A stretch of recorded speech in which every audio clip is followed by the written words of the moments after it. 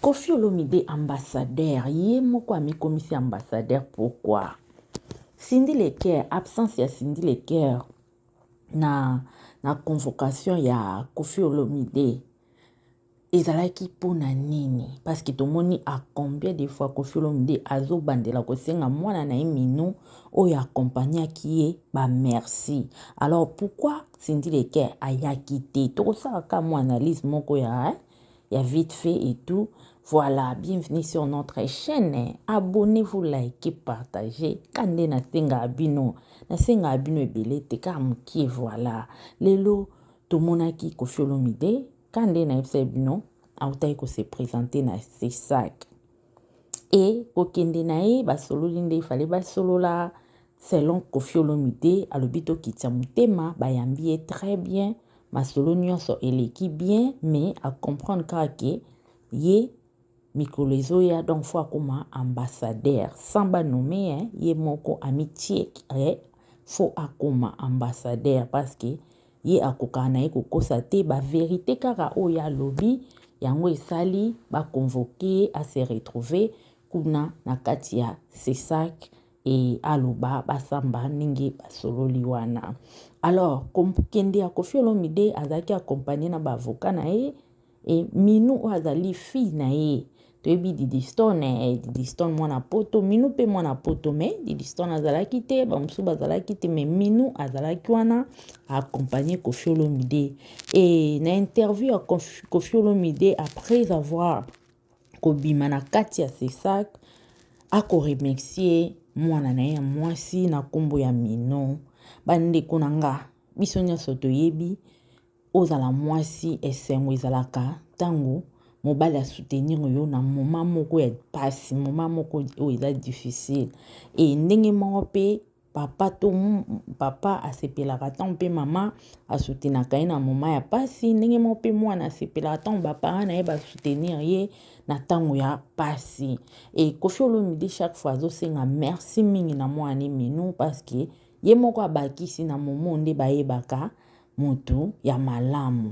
Alors pourquoi Cindy Leker azalaki te? Cindy Leker Koffi nde muta boyaki aya to ye moko kaka asepelaki avanda to lokwa Koffi a protégeaka ye mingi alobi te yo kokende ba place ya boye te otika na ndako kobanga te na ozonga makambo nyonso eleka bien.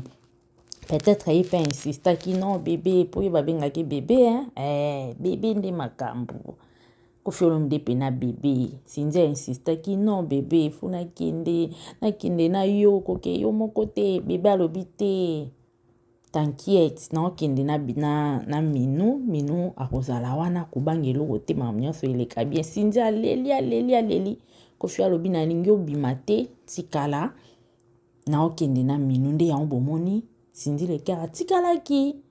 Or fallait a forcer kokende abondela bébé parce que ye soki abengi bébé en tout cas bébé pena mapeka nyonso ekitaka fallait continuer à insister insistance wana nge esala que bébé a accepté akende ko accompagner mais ye pe ameka ko insister boy bébé aboyi ye pa lobi ça va atikala na moment est difficile boy ezalaka bien ko soutenir nde tomoni bana mboka ebele batelemi soki na ba TikTok omonaki mutu nyonso aza pour Koffi Olomide oki na ba YouTube ozomona mutu nyonso akolobela ngo pona nini parce que biso nyonso to bana mboka ezosala biso pasi komona nde bandeko na biso baokufa na ba este wana ezosala biso pasi komona ndenge bandeko baoviole bana ndenge baparent bazozanga ya kolia ya komela bana bahopito malamu eza te et soi-disant toza na guerre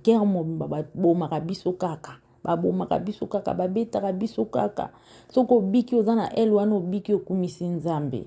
Alors bandeko ebele bazosoutenir Koffi Olomide vraiment eza bien bravo na bandeko basoutenir ye en tout cas tolingana tozala bomoko surtout bamboka na biso ya Congo nyonso batu kolela pasi et tout ezosala bien te bandeko ebele bazalaki na posa okima mboka wana te bakima bandeko ebele bazalaki na posa ya koinvestir na bamboka wana mais basala yango sute mpona nini baotala mboka momba insécurité na osala eloko na nga boye okosutuka boye bayibi na kozongisa boye bato aserie baza te escroc, voire même bamembre ya famille bakomi baventurier, voire même bamembre ya famille bakomi lokuta, bakomi kotinda eloko boye basala elo ndenge osengi basali le contraire mpona ni pasi eleki na mboka.